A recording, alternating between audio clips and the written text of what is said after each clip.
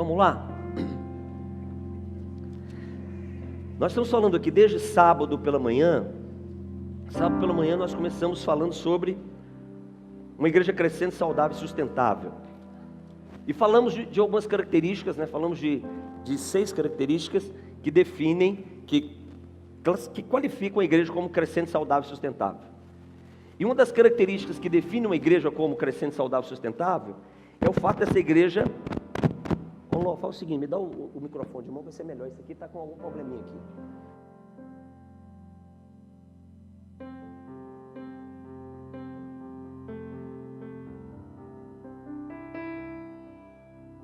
Som. E o que define uma igreja como crescente, saudável e sustentável, uma das características é relacionamento. Então, ó, as moedinhas vieram, né? Já estão os barulhinhos delas? As moedas vieram. Elas vêm, elas são crentes, elas congregam mesmo, elas faltam não. Isso aí é crente fiel, né? Vamos lá. São relacionamentos. Então, quanto mais uma igreja investe em relacionamento, mais essa igreja aperfeiçoa ou melhora a sua capacidade de crescimento. Por quê? Porque pessoas, elas precisam se conectar, né? O ser humano, Deus criou o homem para viver junto um com o outro. Quando o assunto é paternidade, o assunto é relacionamento. Falamos isso no domingo à noite, falamos isso ontem à noite. Então, paternidade ministerial não se fundamenta pelo método. Paternidade ministerial não é método. Não se envolva com paternidade ministerial com a ideia de método. Método de gestão de crescimento de igreja, método de discipulado, porque paternidade ministerial não é método de discipulado, não é uma metodologia. Investimos um bom tempo fundamentando biblicamente, né, a ideia de paternidade.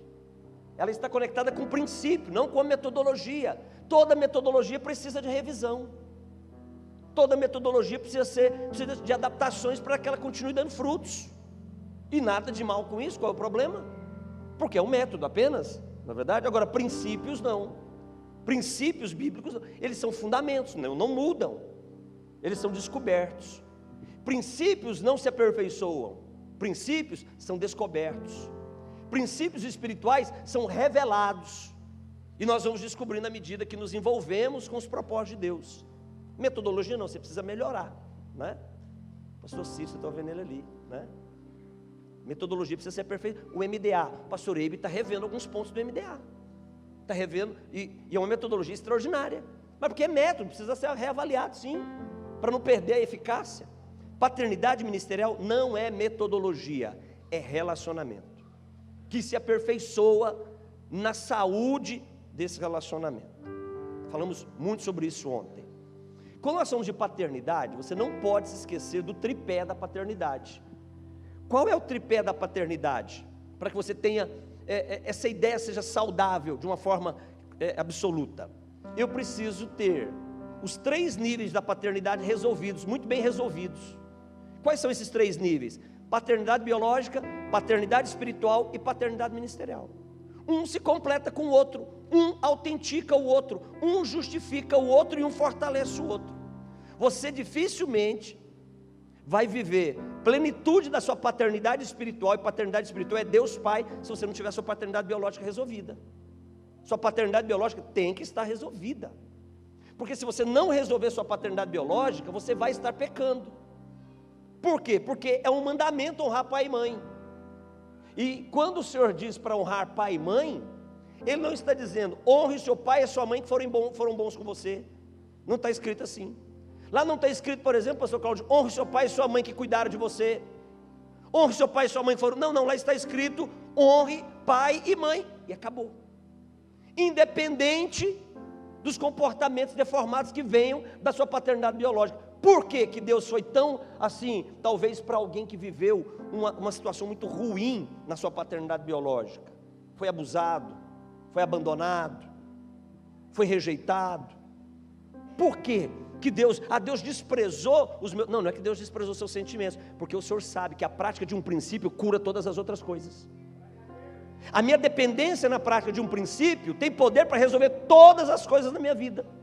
Então, ainda que você tenha tido uma paternidade biológica ruim, insuficiente, violenta, usurpadora, defraudadora. Ainda que você tenha tido uma paternidade biológica assim, você tem que honrar o teu pai e tua mãe. Mas talvez a grande pergunta seja: pastor, eu não tenho motivo para honrar meu pai e minha mãe por aquilo que eles fizeram. Como é que eu vou honrar o meu pai? Meu pai abusou de mim, pastor. Você não sabe o que é ser abusado. Seu pai entrar no seu quarto de noite, descer sua calcinha e te tocar. Você não sabe o que é isso, pastor? Eu não sei não, mas Jesus sabe. E por saber, ele insistiu em dizer: honra seu pai e sua mãe. Porque se você honrar o teu pai e tua mãe, os teus dias vão se prolongar sobre a terra, e os teus dias serão prósperos nessa terra. Princípio. Pastor, mas eu não tenho motivo. Vou te dar um motivo hoje, falei isso ontem, não é? Vou te dar um motivo, que por esse motivo ele já tem que ser suficiente para você perdoar todo o mal, toda a ausência, toda a violência que a sua paternidade biológica tenha feito em relação a você. E sabe qual é esse motivo? Somente por causa dele e dela você tem o dom da vida. Só. Sem eles você não teria a oportunidade da vida. E a oportunidade da vida significa não somente a oportunidade de uma vida terrena, natural, biológica, fisiológica, limitada, mas significa a oportunidade da vida eterna com Deus. Significa a oportunidade de ser chamado filho de Deus, herdeiro de todas as coisas, e morar com o Pai, Criador dos céus e da terra para sempre. Se isso vale a pena, você já tem motivo bastante para resolver a sua paternidade biológica, deixar suas feridas, deixar o seu passado, sua história triste, e assumir a cura que Cristo Jesus trouxe para você. Perdoe a sua paternidade biológica. Deixa eu te dizer uma coisa: perdão não é uma opção. Primeiro, perdão não é opção. Você tem a opção de perdoar? Ah, não, isso aqui eu não. Isso aqui eu tenho dificuldade. Ok, mas você não tem a opção de não perdoar, você tem que perdoar. Perdão é um mandamento. Segundo, fica tranquilo, perdão é difícil mesmo. Sabe por quê? Porque perdão é cognitivo. Perdão não é fruto das nossas emoções. Você não tem que sentir para perdoar. Perdão não é gerado no campo das emoções. Perdão é gerado no campo do sentimento. Então não espere fluir vontade de perdoar, porque você nunca vai ter. Porque quando você se conecta com a lembrança do fato daquilo que você mais depositou esperança e mais esperou segurança na sua vida, e você foi frustrado na sua paternidade biológica, fica tranquilo, impossível você se conectar com essa lembrança e se sentir bem. Impossível você se conectar com essa lembrança e gerar emoções saudáveis. Você vai gerar emoções que vão te conduzir para sentimentos limitadores. Então, perdoe, assuma o custo da tua responsabilidade. E sabe qual é a tua responsabilidade e minha? Perdoar. Perdoe. Porque quando eu perdoo, eu cumpro um princípio. E quando eu cumpro um princípio, eu dou legalidade para o céu responder a meu favor. Existem pessoas que querem cura em relação aos seus traumas. Deixa eu lhe dizer, se você não construir legitimidade, você vai continuar sofrendo. Sabe por que perdão cura e liberta? Porque o perdão dá legitimidade para Deus se mover a meu favor, e me sarar, e me curar. É coerente Deus agir naquilo que é incoerente à natureza dele? Pensa nisso. Deus agir no contraditório da sua natureza? Deus é justo, aí Ele vai agir de uma forma bondosa, abençoadora, onde há injustiça. Deus é verdade, Ele vai agir com a glória dEle onde há mentira? Não, Deus é coerente com a natureza dEle. Deus vai responder na equivalência do que fazemos que concorda com a natureza dEle. Então por isso que quando eu perdoo, tem bálsamo que vem para o nosso coração. Tem muita gente que foi ferida na sua paternidade biológica e vive dizendo, porque Deus permitiu, porque Deus não impediu, por que Deus deixou que isso acontecesse? Já ouviu essas reclamações? Deixa eu te dar uma notícia.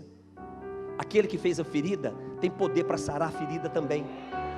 Ele tem médico em Gileade para sarar a ferida que ele permitiu que acontecesse. E o sarar dessa ferida depende de praticar um princípio: perdão. Deixa de ser escravo, perdoe. Não perdoe porque você tem vontade, não perdoe porque você acha justo, Não perdoe porque você não, perdoe porque é um dever você perdoar a sua paternidade. Isso se você quer honrar a sua paternidade. Quem não perdoa a sua paternidade não honra a sua paternidade, desonra a sua paternidade. E se você desonra a sua paternidade, poucos e maus serão os dias da sua vida. Isso não é bom. Pastor, o senhor está dizendo que Deus não é comigo? Não, não estou dizendo isso não. Só estou dizendo que você vai sofrer muito num tempo que não precisaria sofrer. Apenas isso. A Bíblia conta a história de um homem de Deus, Deus demais, que quando perguntaram para ele quantos anos ele tinha, ele disse: poucos e maus são os dias da minha vida. Um homem que naquele momento tinha 147 anos de vida. É tempo para chuchu, não é? Estou falando de Jacó. Poucos e maus são os dias da minha vida. Quando eu estou fora de um propósito, os meus dias não valem a pena. Os nossos dias precisam valer a pena. Por isso que precisamos resolver esses ambientes da nossa paternidade. Então eu preciso resolver minha paternidade biológica. Porque se você não resolver sua paternidade biológica, você nunca vai conseguir olhar para o Senhor Deus dos céus e da terra e chamá-lo de Pai na integralidade do sentimento dele de Pai em relação a você e em relação a mim. Porque sempre vai ter uma pendência de associação. Não deixe isso acontecer não. Seja livre para se jogar nos braços do teu pai.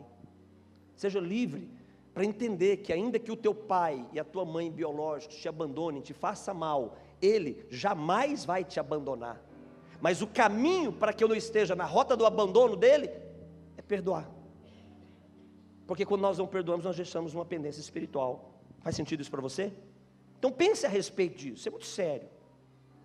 Então, ainda que seja pelo dom da vida que eles me deram, ainda que seja pelo dom da vida, porque sem ele, sem ela, você não teria a oportunidade de viver. Deixa eu te fazer uma pergunta: se fosse para você escolher não viver para não sofrer o que você sofreu em relação à sua paternidade biológica, e viver para viver eternamente com Deus, apesar de qualquer coisa, qual seria a sua escolha? Essa resposta pode definir e esclarecer o quão maduro a obra da cruz está em você. Sabe por quê? Porque Paulo diz que as leves e momentâneas tribulações do presente século não são para serem comparadas com a glória futura que será revelada em Cristo Jesus. Então, por pior que tenha sido, o dia que as minhas dores se tornarem maiores do que o desejo de estar com o meu Senhor, alguma coisa precisa ser revista em relação à maturidade da nossa fé. Então pensa nisso, isso é cura das brabas, viu? É que nós não temos tempo, está acabando já meu tempo para falar disso, de paternidade biológica, nós não temos tempo, mas é isso aí. Quando você resolve sua paternidade biológica, você agora tem liberdade para olhar para o céu e chamar o teu pai, não só de Deus, não só de Senhor, mas chamá-lo de Pai. Não tem atributo mais importante para o Criador de todas as coisas do que Pai, chamá-lo de Pai. Ele fez todas as coisas que fez em relação a mim e a você, tudo que Ele fez em relação a mim e a você, é para construir uma identidade em nós, em relação a Ele. Você já parou para pensar nisso? Que tudo o que o Pai fez, sonhou, projetou e planejou na pessoa do seu Filho Jesus, foi para construir uma identidade em nós, só para isso. No céu, o Senhor Deus não vai ser o nosso pastor, não vai ser o nosso discipulador, não vai ser o nosso líder, não vai ser o nosso Senhor, Ele vai ser algo muito maior do que tudo isso. Ele vai ser o nosso Pai, porque Pai é mais que pastor, Pai é mais que discipulador, Pai é mais que Senhor. O Pai reúne todos os atributos de governo que uma pessoa pode ter e manifestar, atributos que nenhum dos outros pode manifestar o atributo do Pai. Pastor nunca consegue atender a necessidade de um pai, discipulador nunca consegue atender a necessidade de um pai, líder nunca consegue atender a necessidade de um pai, mas um pai é pastor, pai é discipulador, pai é líder, pai é mentor, pai é influenciador, pai é tudo. Então o Senhor, Ele quer construir essa saúde de paternidade espiritual na nossa vida, mas se a paternidade biológica não for resolvida, isso não vai acontecer. Ajuda eu aqui, gente, pelo amor de Deus. Ô Joe, corre aqui, Joe, está vendo um negócio caindo aqui? Como diria o papai, né? O papai, quando via assim um negócio acontecendo, ninguém ajudava, ele falava assim: ô meu filho, pelo menos ajuda eu a morrer então, aí. Papai era fogo, cara. Papai, eu lembrei dele agora.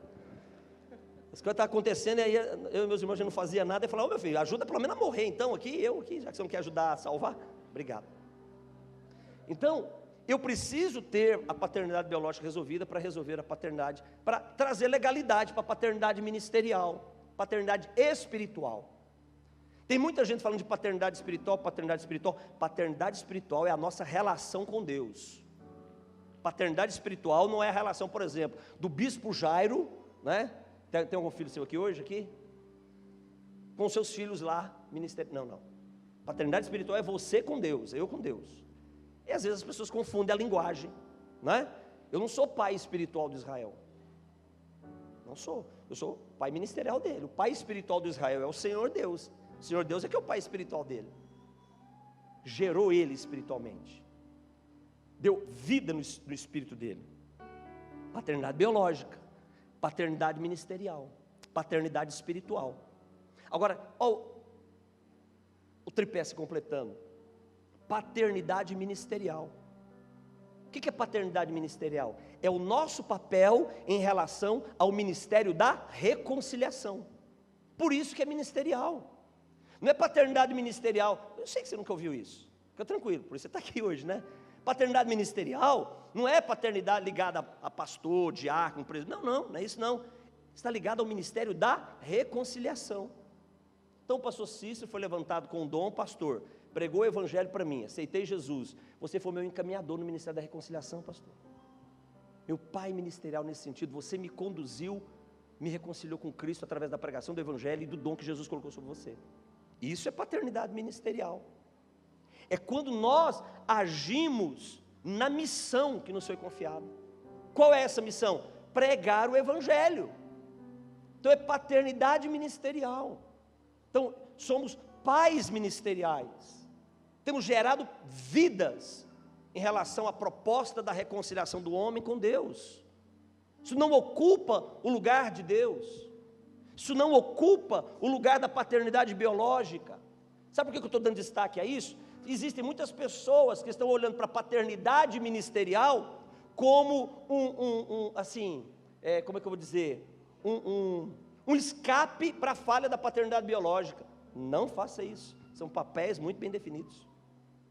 Existem muitas pessoas que estão arrebentadas na sua paternidade biológica, então, portanto, estão vulneráveis ao tema e se entregam à paternidade ministerial, mas por causa de uma carência, não pelo entendimento do princípio, não pelo entendimento da verdade do que isso significa.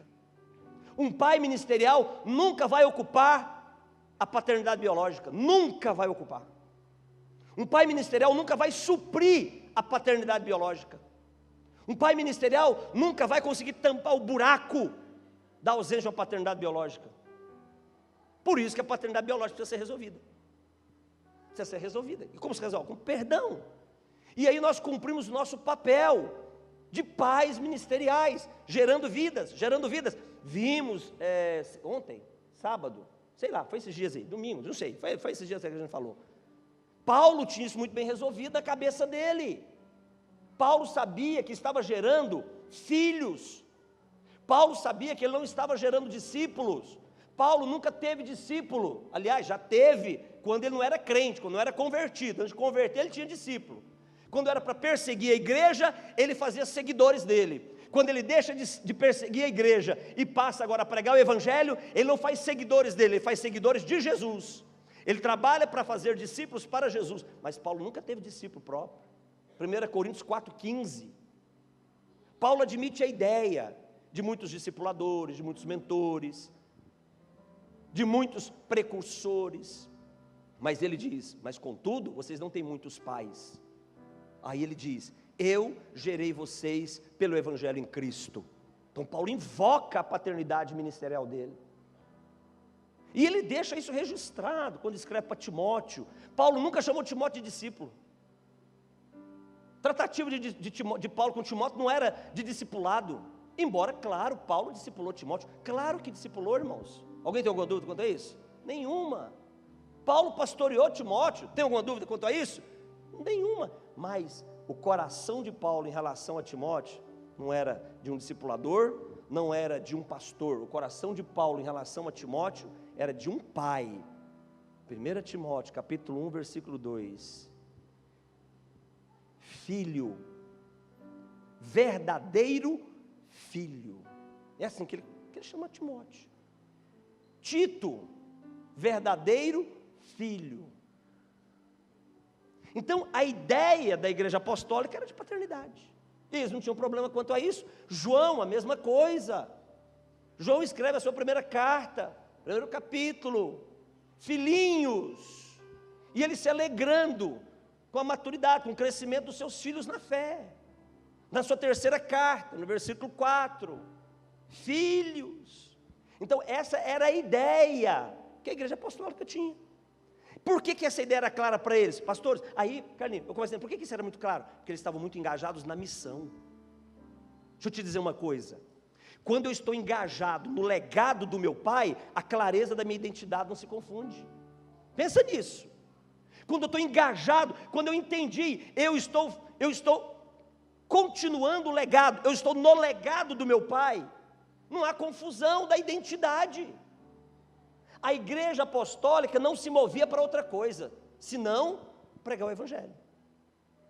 A igreja apostólica, irmãos, a igreja primitiva, não tinha culto de libertação, não tinha culto de cura divina, não tinha culto de batismo no Espírito Santo. Estou dizendo que essas coisas são erradas, não estou dizendo isso, só estou dizendo que não tinha. Não tinha isso. O mover deles, eles não estavam preocupados em juntar dinheiro para construir a igreja, não estavam preocupados em juntar dinheiro para comprar um microfone melhor para a igreja, estofar as cadeiras da igreja, colocar ar-condicionado na igreja, eles não estavam preocupados com isso não. A visão, o propósito deles era o quê? Pregar o evangelho. Eles não tinham outro plano, o plano deles era pregar o evangelho. Isso estava muito intenso dentro deles. Por quê? Porque eles estavam plenamente envolvidos com o legado do pai. Qual é o legado do pai? Mateus 28, 19 e 20, Lucas 24, 47, Marcos 16, 15, Atos 1, 8, pregar o evangelho.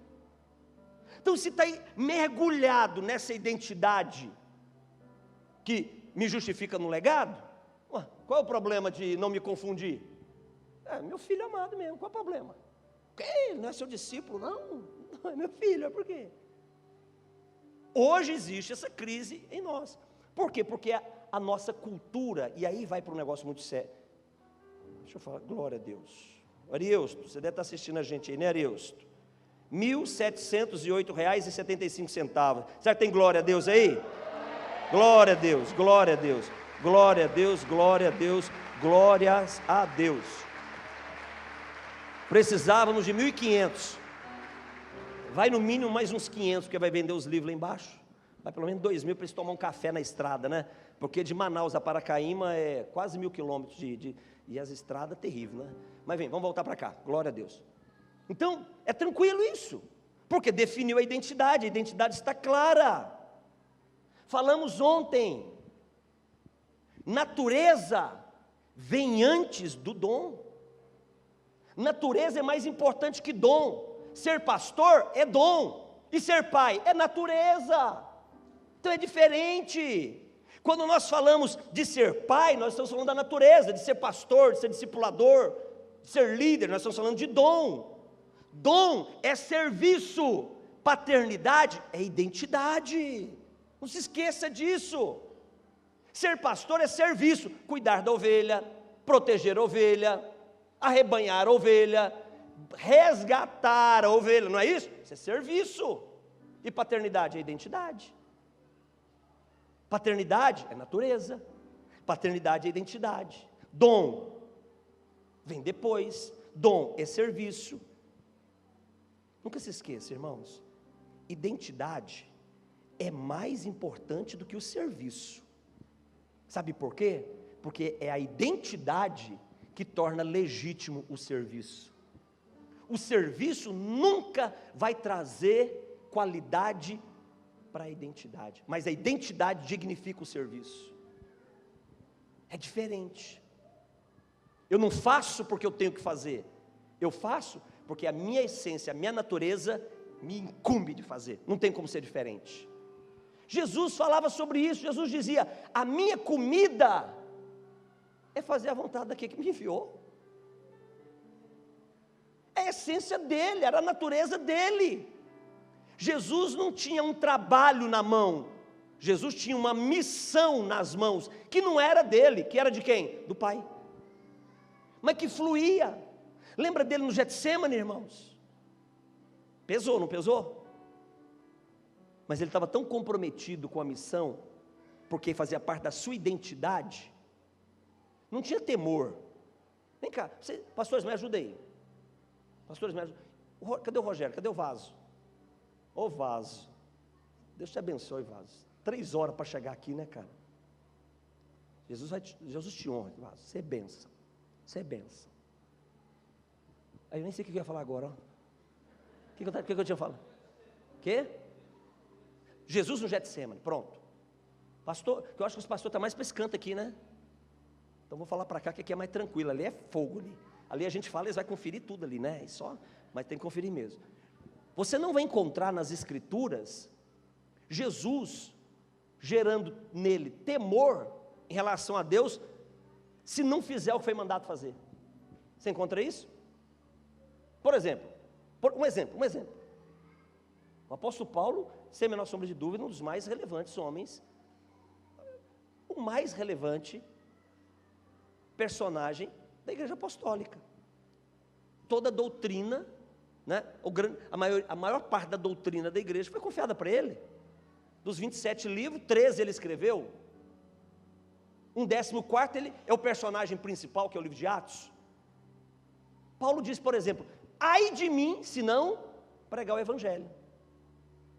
Não tem nada errado com essa frase, mas a gente nunca vai ver Jesus se expondo assim. Nunca. Rubão, nunca. Nunca teve pesar assim. Poxa, não, nunca teve. Você ter comprometimento com a missão. Sabe por quê? Porque a identidade estava conectada com o legado. No Getsemane, por 3 vezes doeu. E ele diz, Pai, se possível for, mas está bem claro entre nós, Pai, não faça a minha, mas faça a tua vontade. Então, quando nós falamos de paternidade, nós temos que deixar muito bem esclarecido que identidade é mais importante que serviço, que natureza vem primeiro que o dom. Isso precisa ficar claro, principalmente nos nossos relacionamentos em uma igreja. Por que isso precisa ficar claro? Porque a identidade, ela não se constrói por aquilo que você faz. Você não vai construir identidade de filho de Deus por fazer a obra de Deus. Não vai. Você não vai construir identidade de filho de Deus por fazer muita obra de Deus. Não vai. Fica tranquilo, a gente vai aprofundar esse negócio. Vamos apertar os parafusos e até sair água nele.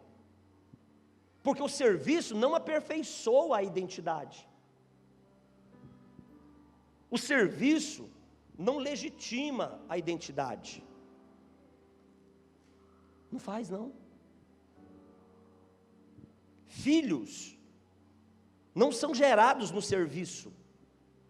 Filhos são gerados na identidade. É ali que os filhos são gerados.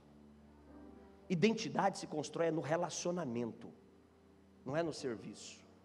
E deixa eu te dizer uma coisa, Jesus, se ele tiver que escolher entre serviço e relacionamento, ele vai escolher o relacionamento. Lucas 10, 37 em diante você vai ver isso. Marta e Maria, uma cheia de serviço e uma desejosa de relacionamento. A do serviço fica invocada com a do relacionamento, e Jesus diz, fica na tua, porque ela escolheu a melhor parte, ninguém vai tirar a parte que ela escolheu, que é estar comigo. Então Jesus, ele é um defensor master do relacionamento. Por quê? Porque é o relacionamento que constrói identidade. Deixa eu te dizer uma coisa, você é o resultado das pessoas que você convive com elas, e dos ambientes que você frequenta, das pessoas que você já conviveu com elas. Sabe quem fala isso? Não é o treinador, master coach e tal, não, sabe quem fala isso? É o Salmo 1, é o Espírito Santo que já fala isso há muitos anos, que eu sou o resultado das pessoas com as quais eu me relaciono, e dos ambientes com os quais eu frequento. Bem-aventurado é aquele que não faz o quê? Que não faz o quê? Eu vou na igreja, está ali. Bem-aventurado é aquele que não anda no conselho do ímpio, não se detém no caminho do pecador e não se assenta na roda do escarnecedor. Salmo 1 está falando de influência, dos relacionamentos que constrói identidade. Aqui.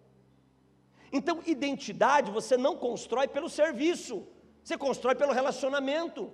A sua identidade de homem de Deus e de mulher de Deus não se define pela qualidade do sermão que você prega, não se define pela qualidade do louvor que você canta e toca, mas a nossa identidade como homens e mulheres e filhos de Deus se define pelo nosso tempo aos pés dEle, de comunhão e envolvimento com a palavra dEle. Quanto mais tempo perto dEle, mais parecido com Ele. Deixa eu dizer uma coisa, irmãos, você conhece alguém que luta para santificar uma área da vida dele e só está se lascando? Quanto mais ele se esforça para santificar determinada área, mais ele erra naquela área. Conhece alguém assim? Conhece, pastores? Ajuda eu aí. Ou será que sou eu? Será que veio tudo para cá? Me ajuda. Conhece, Gilmar? Então o camarada está lá lutando para santificar, por exemplo, uma área na sexualidade dele. Quanto mais ele ora para santificar áreas da sexualidade, mais ele peca nessa área. Quanto ele mais ora para santificar o envolvimento dele com dinheiro, mais ele peca com dinheiro, mais miserável, mais ladrão ele se torna. Não dá dívida, mais piora. Conhece gente assim? Sabe por que está piorando? E não tem outro jeito não, vai piorar mesmo. Porque não é o trabalho que santifica, não é o nosso esforço que nos santifica, não é o serviço que santifica. Às vezes, poxa, mas eu estou em todos os cultos, eu não falta um culto da igreja, eu não falta uma campanha, meu Deus, eu estou lá, eu sirvo na igreja, eu sou obreiro na igreja. Ele fica em crise, não fica? Ei, terra, volta para o mundo real, você não resolve a sua vida não. Serviço não constrói identidade. Santidade é atributo de quem? Dele, do Pai. Se você quer esse atributo na sua vida para te afastar do que é profano, o meu serviço, o teu serviço nunca vai construir santidade, nunca vai construir essa característica da identidade do Pai. O que constrói a identidade na nossa vida é relacionamento. Quer construir santidade? Vai para os pés dele, gasta tempo com ele, se relaciona com ele, ora, busca ele incessantemente, que vai chegar uma hora que você vai começar a aparecer com ele. Vai chegar uma hora que eu vou começar a pensar como ele. Vai chegar uma hora que eu vou começar a desejar como ele. Sabe por quê? Não é porque eu fiz algo para isso, mas é porque eu busquei alguém para isso. O que santifica não é o que eu faço, é onde eu estou e com quem eu estou. Pensa nisso. Então paternidade não é serviço, é relacionamento. E o relacionamento constrói identidade. Ministérios, filhos, paternidade. Filhos não são gerados no serviço, mas na identidade. Identidade se constrói no relacionamento. Ministérios são gerados a partir dos dons e do serviço. Separa as coisas. Ministério se fundamenta, se constrói a partir dos dons. Efésios 4. O Espírito Santo nos ensina ali em Efésios 4, Carlinhos. Profeta, pastor, mestre, evangelista, apóstolo. Para quê? Para edificar o corpo. Serviço. Então, ministérios são constituídos, gerados a partir dos dons. E filhos, a partir do relacionamento. Por isso que existem muitos bons pastores, muitos bons profetas, muitos bons mestres, muitos bons evangelistas, muito bons apóstolos, mas que não se parecem com Jesus. Eles são muito bons pastores, eficazes no serviço. Eficazes no serviço. Tem uma igreja, flui redondinha. Tem toda a direção para o crescimento da igreja. Muito bons pastores, muito bons apóstolos, muito bons profetas. Eles são bons nos ministérios, eles são bons no serviço, mas não se parece nada com Jesus. Porque não tem identidade, porque a identidade é o que importa. Sabe quem fala isso? É Jesus quem fala sobre isso, irmãos, lá em Mateus 7, 22. Mas Senhor, no teu nome nós expulsamos demônios, Senhor, no teu nome nós profetizamos, no teu nome nós fizemos milagres. Jesus vai dizer: ok, dons maravilhosos que foram distribuídos para vocês, mas eu não sei quem vocês são, eu não reconheço a identidade de vocês, então portanto se apartem de mim. Como vocês estão entendendo? Isso é muito sério. Então nós estamos falando, quando nós estamos em paternidade, não estamos falando de metodologia, nós estamos falando de identidade. E identidade se constrói pelo relacionamento. Paternidade biológica se constrói pelo relacionamento. A figura do pai biológico, a sua figura, Jeff, na vida do Joseph é fundamental. O Joseph vai ser o homem que você encaminhar ele para ser. O seu abandono deixa o destino dele à deriva. Não pode existir isso. Eu vou ser o homem que o meu pai espiritual quer que eu seja, se eu andar com ele. E no ministério, a mesma coisa. É relacionamento, não é serviço. Às vezes nós queremos ter as pessoas nas igrejas pelo serviço. Aí então chegou o pastor Léo aqui, né? Puxa, o pastor Léo é uma bênção, né? Ó, fica tocando quando eu prego. Não, eu tenho que dar um jeito de ter esse irmão aqui não ir embora, já sei. Vou ordenar ele a pastor. Aí você vai lá e ordena ele a pastor. Aí chega daqui um ano, ele entendeu que o dom, que o serviço que ele desempenha é melhor que o meu. Ele vai embora e abre outra igreja. Aí eu ainda me acho no direito de ficar triste com ele. Ainda me acho no direito de ficar bravo com ele.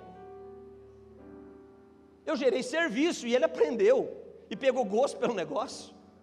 E o dono do serviço resolveu fazer ele voar. Deixa eu lhe dizer, a nossa imaturidade em relação à paternidade nos faz agir como ovelhas, como discípulos e como líderes. Todas as vezes que a primazia do nosso comportamento for como ovelha, como discípulo e como líder, a nossa chance de erro aumenta. Aumenta, e não tem resgate. Sabe por quê? Porque quando a ovelha, acontece qualquer coisa de errado com ela, se machuca, se fere, enfim, e ela sai do aprisco, ela só volta de novo quando? Quando, irmãos? Lucas 15, quando o pastor vai buscar. E dá trabalho ir buscar, não dá? Porque às vezes a ovelha não quer voltar, aquele trabalho todo, ela está ferida, machucada, né, tensa. E quando é filho? Quando é filho, você não precisa ir atrás, não. Não precisa não. Sabe por quê? Porque quando é filho ele volta para casa.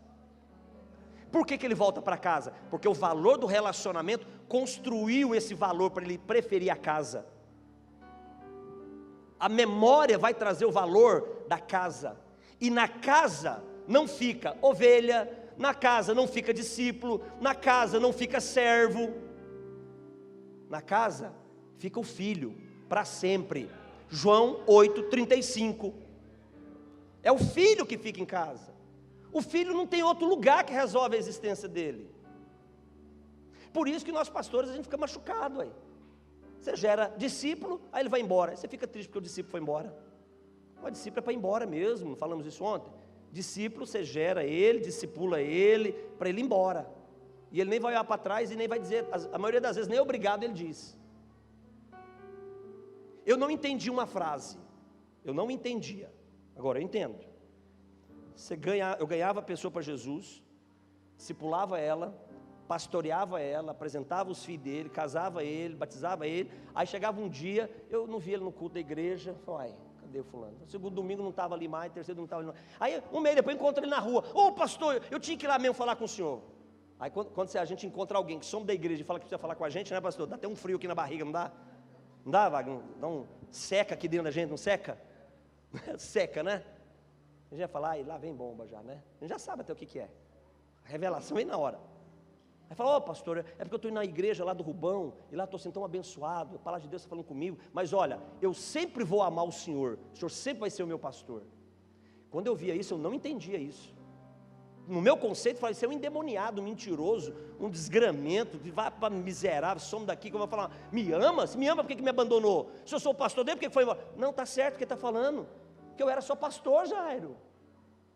Eu fui só pastor, uai, pastor pode ser ex, não pode? Pastor pode ser ex. Eu posso trocar de pastor. Quem disse que não pode trocar de pastor? Porque o pastor não é dono da ovelha.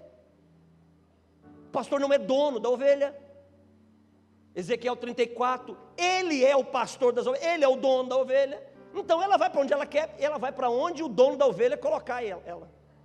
Mas quando alguém me falava isso, eu ficava revoltado. Não, agora, se alguém me fala isso, eu falo assim, é isso aí, Clodão, tá vendo? Toma, mereceu. Achou um pasto melhor, foi pastar lá mesmo. Hein?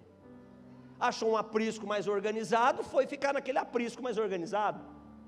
Um aprisco mais arborizado, mais ventilado, mais decorado, né? Porque hoje essas coisas contam, né? Agora, e quando é filho? Quando é filho, aí não tem isso não. Quando é filho não acontece essas coisas não. Deixa eu tirar aqui que fica mais fácil vocês arrumar. Quando é filho não acontece isso não. Então, não se impressiona com o trabalho. Não se impressiona com os dons. Ser parecido com Jesus não está ligado àquilo que Ele faz. Ser parecido com Jesus não é fazer o que Ele faz. Ser parecido com Jesus é ser como Ele foi, irmãos. Esse é ser parecido com Jesus. Ser parecido com Jesus não é quando você ora pelo enfermo e ele é curado. Ser parecido com Jesus é quando você pode jogar a primeira pedra e você escolhe perdoar ao invés de jogar a primeira pedra. Isso é ser parecido com Jesus. Porque não jogar a primeira pedra quando eu posso jogar, significa que eu tenho uma identidade que me define diante de Deus. Isso é diferente, totalmente diferente. Então, ser parecido com Jesus nunca vai ser a minha habilidade de pregar, as pessoas se converter. Não, isso não tem. Isso é serviço, isso é dom. Então, não se impressiona com a forma como os dons se destacam na vida de algumas pessoas. Fica impressionado com isso não. Sabe por quê? Porque isso aí uma hora passa. Um dia passa. Eu conheço alguns homens e mulheres de Deus, que os dons já me impressionaram muito. Conhece alguém assim, pastores, irmãos, conhece? E hoje não impressionam mais? Por quê? Porque isso passa. Então eu não posso me permitir ser impressionado com a forma como os dons, os serviços destacam as pessoas, mas eu tenho que ser marcado, influenciado, pelo caráter de uma identidade que me dá uma direção e que me dá um destino. A isso tem que me influenciar. João 14:2 fala disso. Jesus disse para os seus discípulos: eu vou preparar lugar para vocês. O que faz a diferença na minha vida, na nossa vida, dos filhos ministeriais, de forma diferente de ovelha, discípulo e líder, é porque o pai ministerial, ele tem lugar para os seus filhos. Tem lugar. Ele não tem uma posição, ele não tem uma graduação, ele não tem um título, ele não tem uma nomenclatura, ele tem um lugar para os seus filhos. Então, não fica entusiasmado com o que os dons estão fazendo. Poxa, eu estou arrebentando, como pastor estou arrebentando, não estou entusiasmado com isso não. Tem que se preocupar, eu como pastor, se eu de fato sou alguém que está dando destino para aqueles que o Senhor permitiu serem gerados a partir de mim. Eu falei o texto que nós estamos em cima dele hoje? Vocês não prestaram atenção, né? É 2 Reis capítulo 2, versículo 9, tá? Deixa eu te dizer uma coisa.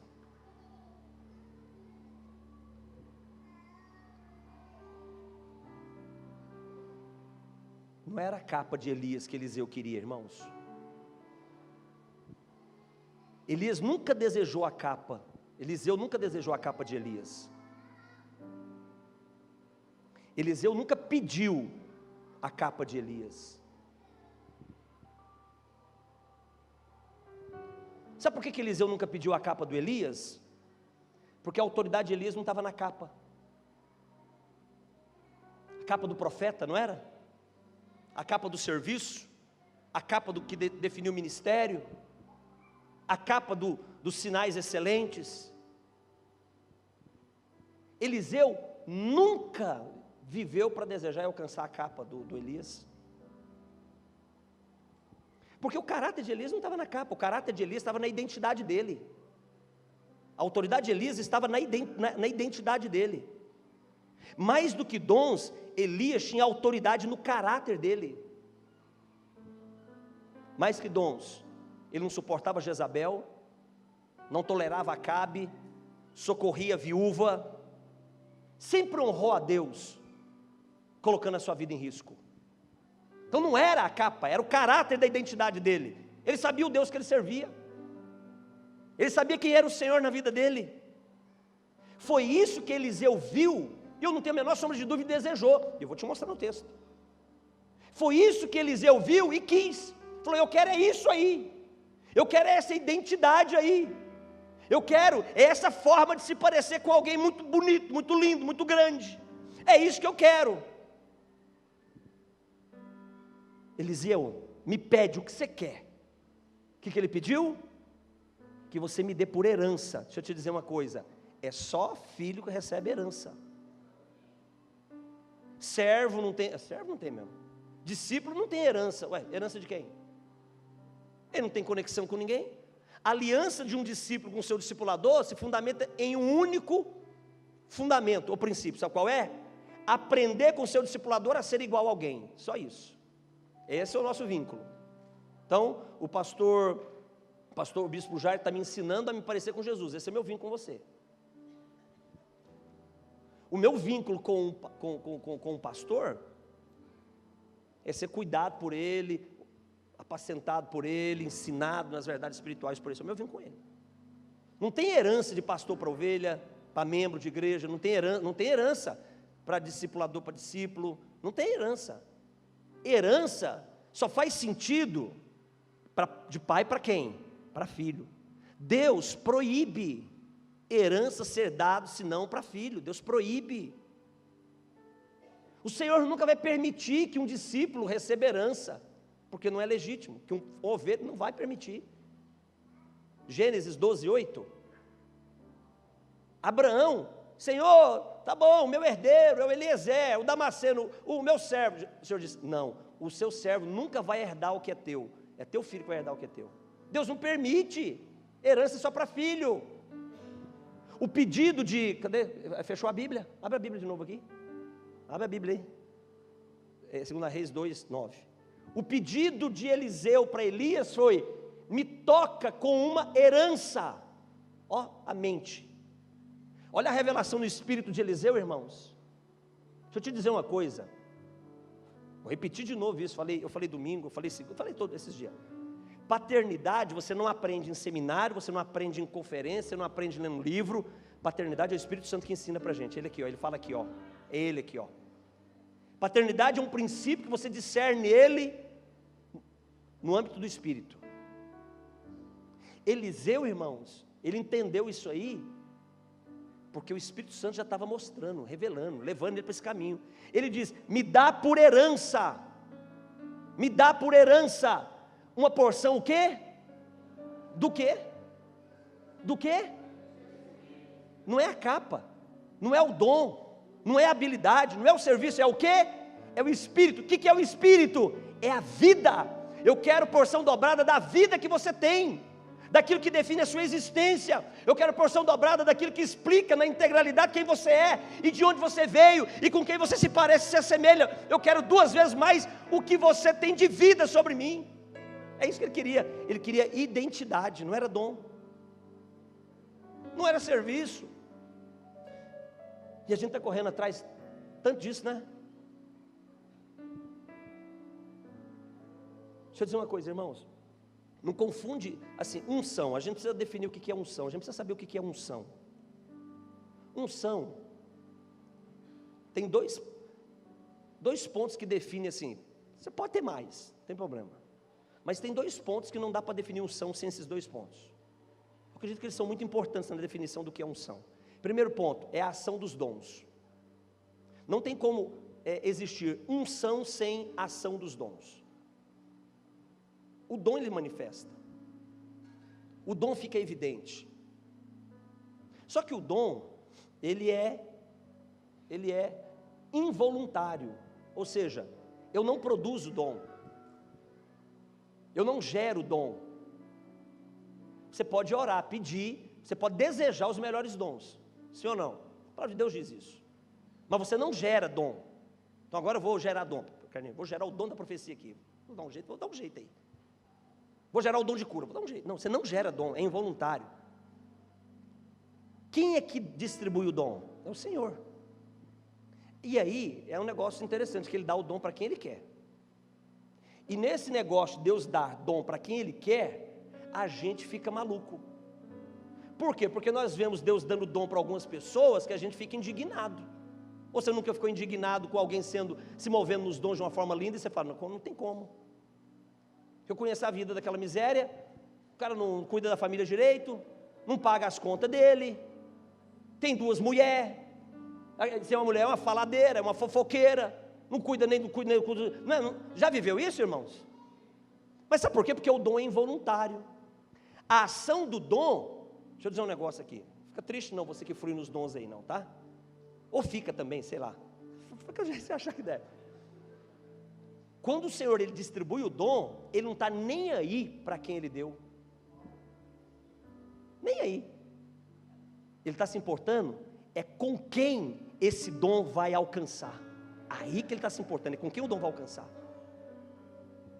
Ele está se importando o que esse dom vai produzir na vida de quem está vivenciando a experiência da manifestação dele. Está nem aí com quem, a partir de quem o dom está fluindo, está nem aí. Mateus 7,22 deixa claro isso, Jesus não estava nem aí. Você curou? Legal, ué. Expulsou o demônio? Glória a mim, ué. Fez milagre? Louvado seja eu, ué. Mas ó, vai andando, que a fila corre, porque eu não te conheço. Ó, você deu ruim para você, hein, amigão? Deu ruim. Vai, sai. Vamos lá. É assim. Então quem flui no dom, Jesus está importando com ele não. Jesus está importando com o que o dom vai produzir nas pessoas. Aí o Clodó está com o dom manifestando. Não, os olhos de Jesus estão com você, Carlinho. Está com você, Gislaine. Está com o seu Walter, está aí. E eu? Não se alinha para ver. Então, mas não tem unção sem dom, correto? Mas é involuntário. Só que tem uma outra característica muito importante que define a unção, sabe qual é? É a autoridade. Pastor, por quê? Que tem que ter autoridade.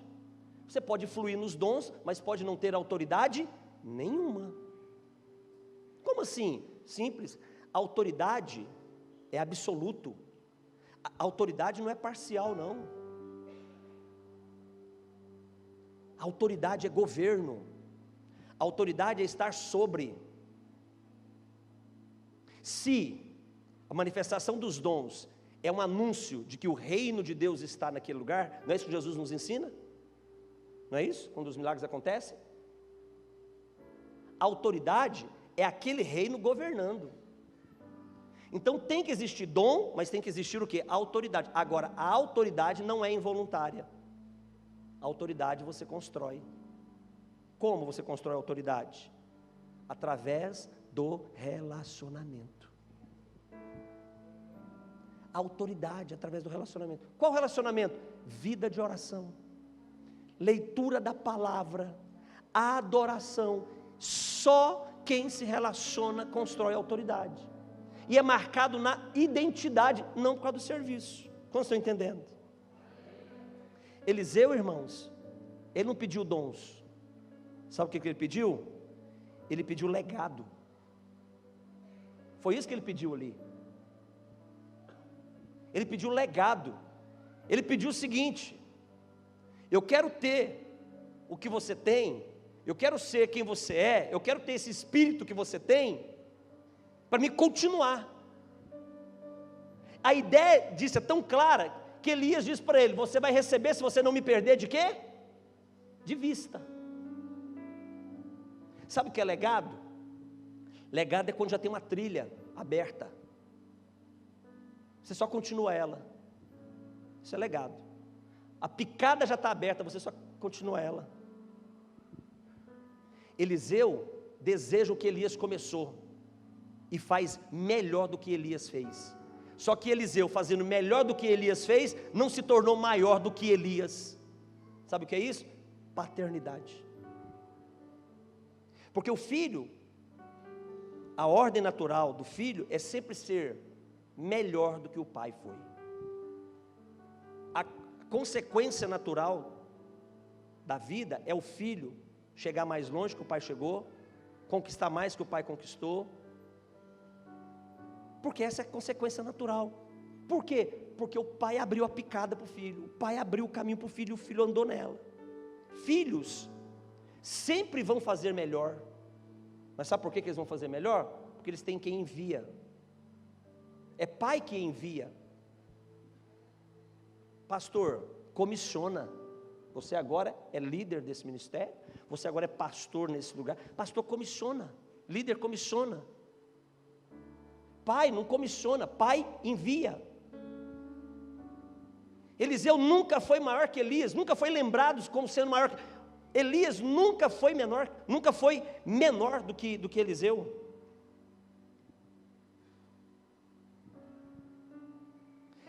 Para nós encerrarmos, irmãos, eu só estou compartilhando pontos sobre paternidade para ajudar a construir a ideia. Para nós encerrarmos, não tem como falar de paternidade sem falar de legado, tá?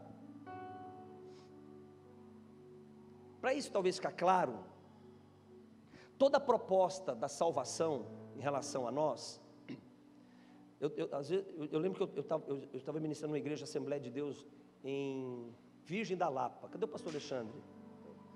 Está por aqui, pastor Alexandre? Será que eu consigo chegar? Em São José? Lá em Virgem da Lapa, lá no... O Tiago, lá no Jequitinhonha lá. Você estava lá nos povoados, eu fiquei para falar com os pastores. E ali foi tenso, porque só tinha os homens do sapato brilhoso e das gravatas coloridas. Aí é tenso quando você encontra com esses daí, não é? Você encontrar com o pastor que o sapato dele é brilhoso e a gravata é colorida, meu irmão, você bota as barbas de molho, que ali o negócio é fogo. Ele é fogo.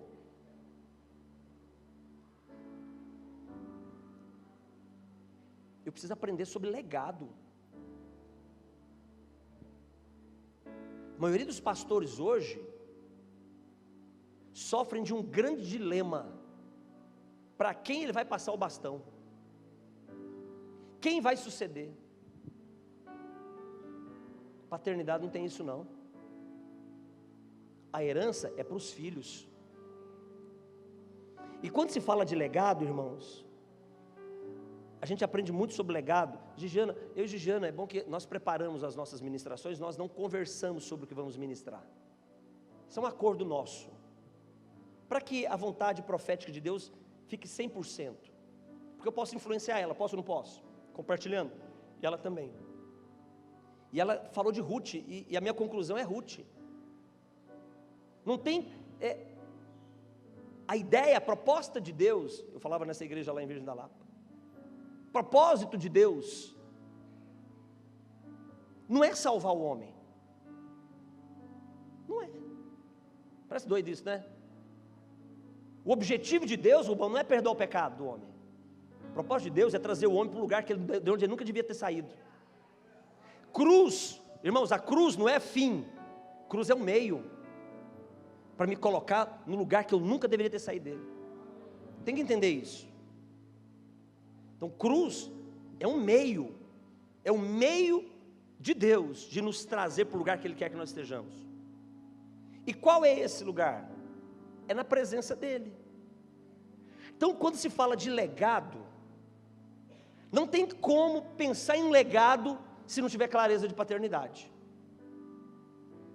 Porque tudo que Deus propõe para a história do homem, para a vida de qualquer pessoa, não é uma única proposta, senão nos fazer filhos dele. Não tem outra proposta, não tem outra. Perdoado, salvo, curado, liberto, lavado no sangue, remido no sangue. Tudo que você pensar, para que tudo isso produza o quê? Me produza o quê? Identidade para pertencer a um lugar. Que é Apocalipse 21:7. Ser filho. Então é um legado. Cristo começou. Cristo, irmãos, Ele era o primeiro, Ele era o único. Começou algo, se tornou, deixou de ser único para se tornar o quê? O primeiro. Aí nós entramos na fila, na sequência. Nós entramos na sequência. E Ruth nos ensina sobre legado, por quê? Porque para se fazer parte de um legado, algumas características precisam se manifestar. São características do nosso comportamento que vai dizer se você vai fazer parte de um legado ou não. Sem algumas dessas características, né, você não faz parte de um legado, você faz parte de uma recompensa, que é diferente. Deus vai recompensar as pessoas, sim ou não? Vai. Ele vai dar herança também? Vai. Herança é diferente de recompensa. Legado nos conduz à herança. E na vida de Ruth, ela manifesta algumas características que dá direito para ela fazer parte de um legado.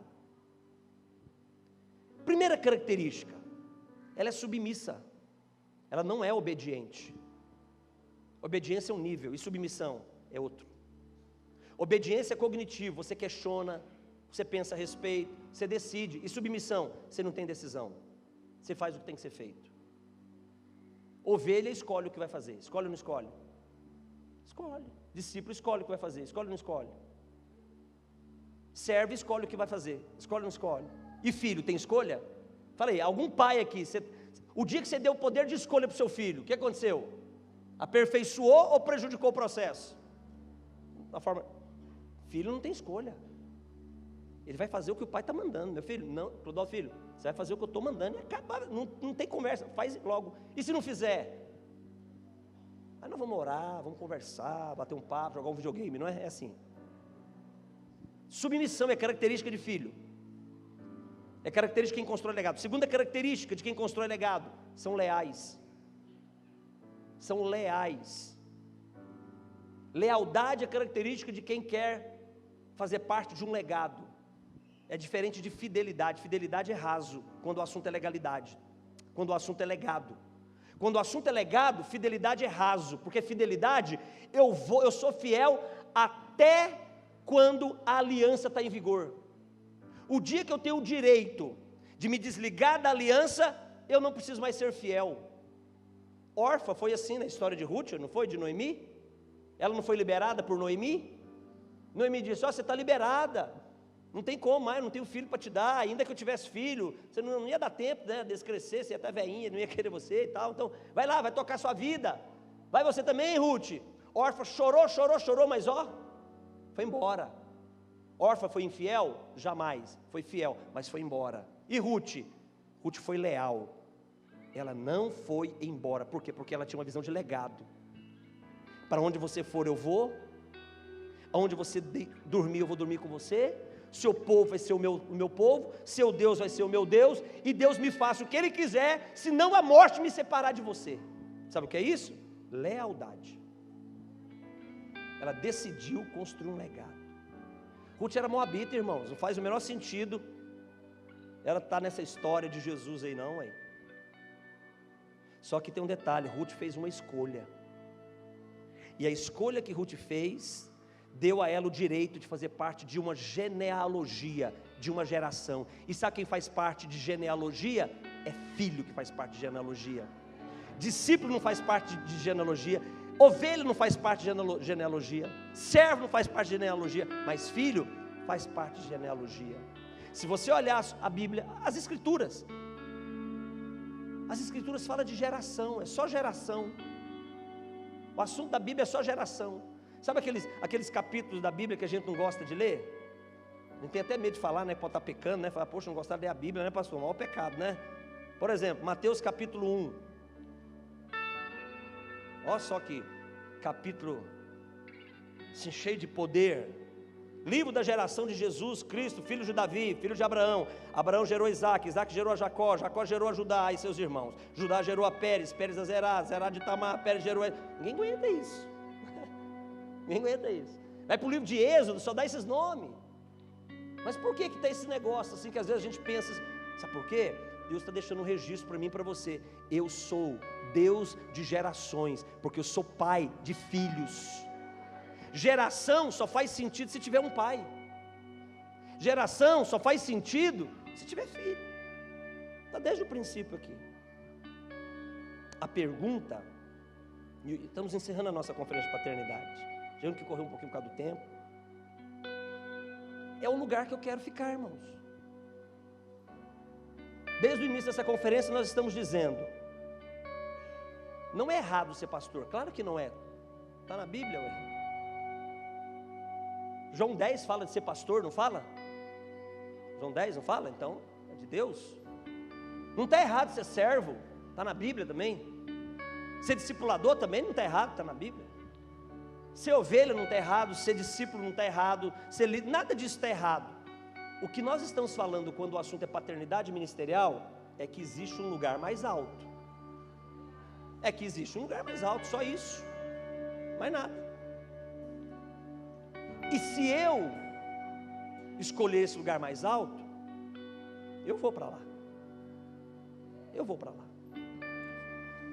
Eu acredito, irmãos, que a palavra de Deus diz, o Senhor diz, por 8 vezes no livro de Apocalipse aparece a palavra ao vencedor.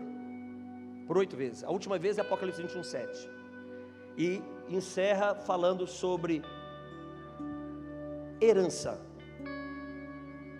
Herança é uma pessoa, é um lugar e é uma condição. Herança não é morar na casa de ouro, na casa de cristal, de diamante, ruas de ouro, não, isso não é herança. Isso aí pode vir no pacote dos galardões. Isso não é herança não, herança é uma pessoa, é um lugar e é uma condição. Quem é essa pessoa? O Senhor Deus, o meu Pai. Qual é essa condição? Ser filho do Senhor Deus, Criador de todas as coisas. E qual é esse lugar? Na casa do meu Pai. Então herança é uma pessoa, é um lugar e é uma condição. Eu escolho, sou eu quem defino isso. Sou eu quem defino isso. Quando, pastor? Aqui, hoje, aqui. Aqui, no meu tempo natural, na minha vida comum. Irmãos, eu acredito muito que eu vou ter de Jesus lá o quanto eu busco dele aqui. Pastor José fala muito sobre isso, né? Pastor José ensina muito isso, né, Regiane? O quanto você buscar de Jesus aqui, o que você vai ter dele lá. Se eu busco de Jesus aqui ser servo dele, não tem nenhum problema. Se eu busco ser dele aqui amigo, nenhum problema. Se eu busco ser dele aqui ovelha, nenhum problema. Porque a palavra de Deus diz que eu posso ser servo, posso ser amigo, posso ser ovelha. Só que Jesus diz o seguinte: os meus irmãos são todos aqueles que fazem a vontade do meu Pai. Ele falou que tem um outro nível. É aqui que eu escolho. É que esse tema vai ficar para a conferência do ano que vem. Eu ainda estou orando, trabalhando nesse assunto. Jesus colocou as várias condições. Jesus falou assim: ó, vocês eram servos, mas agora você não é mais servo, Isaías, agora você é meu brother, meu amigo. Eu preciso definir qual é o lugar que eu quero. Então, essa tríade: paternidade biológica, paternidade espiritual e paternidade ministerial. Filhos ministeriais constroem autoridade para serem filhos espirituais. Filhos espirituais constroem legitimidade e legalidade para serem filhos biológicos legítimos. Filhos biológicos legítimos constroem autoridade para serem filhos ministeriais. Essa tríade, a saúde dela, irmãos, me coloca em harmonia com o propósito de Deus. E a nossa oração é que esses dias que nós passamos juntos, o Espírito Santo possa falar no teu coração, para a glória do nome dele. Amém? Pastor, qual é a proposta? A proposta é que o Espírito Santo fale no nosso coração. É essa a proposta. Paternidade não é metodologia, paternidade não é mais uma convenção de reunião de líderes de igreja, não. Paternidade é princípio de